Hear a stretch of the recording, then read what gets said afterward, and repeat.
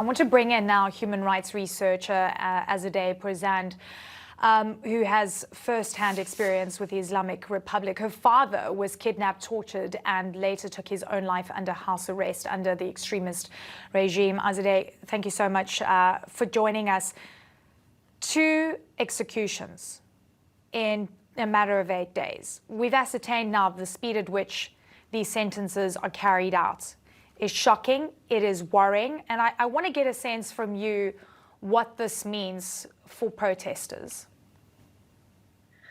Yes, thank you for having me, and I really appreciate the kind of coverage that you just had before talking with me. As I think your program has rightly pointed out, these executions, which is a territory with which the Islamic Republic's regime is deeply familiar with, is essentially a weapon, yet another form of a weapon against the protesters, and with the ultimate aim to end the protest, resorting to basically instilling fear and intimidating the general public. So for the protesters, I believe that while there is obviously an element of shock and grief, I would think that it's not.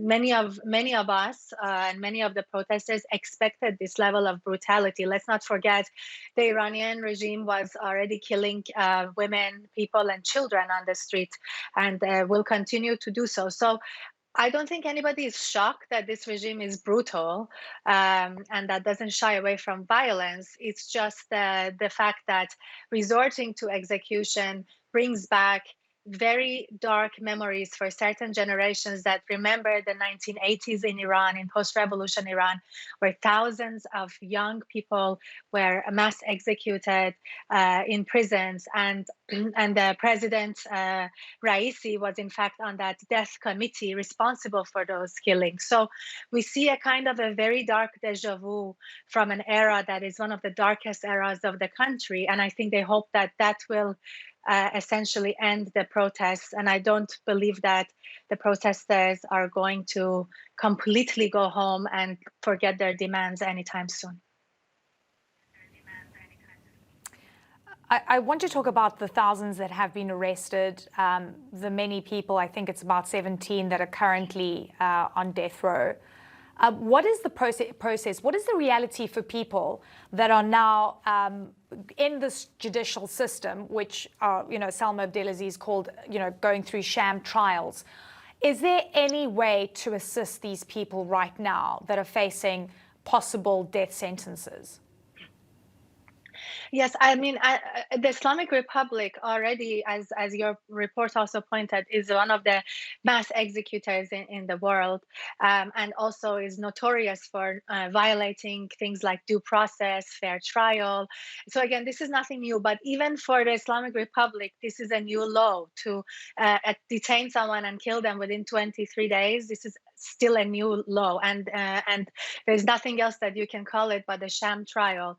I think at this point, given the limited amount of information we have on many of the detainees, the scale of the detentions, I mean, there are thousands and thousands of detainees, and the fact that many of them are from marginalized groups, ethnic groups, different minority groups, the less affluent groups of the society, and lack of access, the fact that the government is intimidating and harassing their families, I honestly think just, as much as we can, putting names and profiles to these numbers, and as using social media, using mainstream media such as yours, in order to make them known to the international community, at least hopefully will create a bigger political cost for this very brutal regime, because I think they go after the marginalized individuals and the less known ones because they hope that it will have less political cost for them as a means of intimidation of the general public.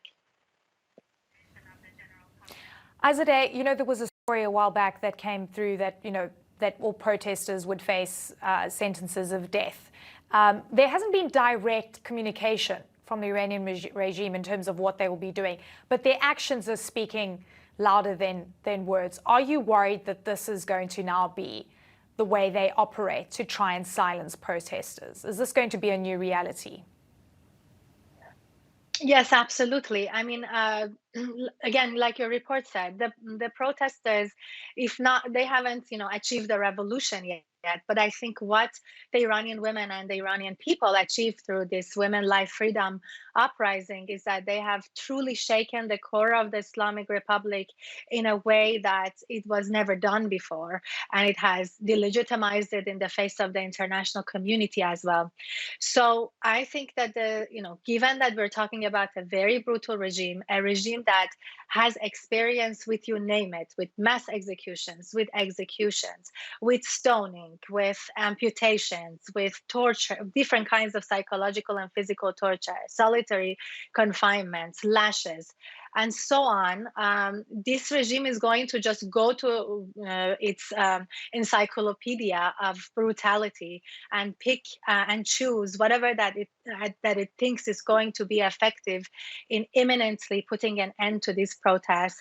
Uh, with using essentially fear and intimidation. And if you don't stay quiet, you're going to be the next one who is going to be executed and hanged and so on. So they have a big magic box of various forms of corporal punishments all the way to execution.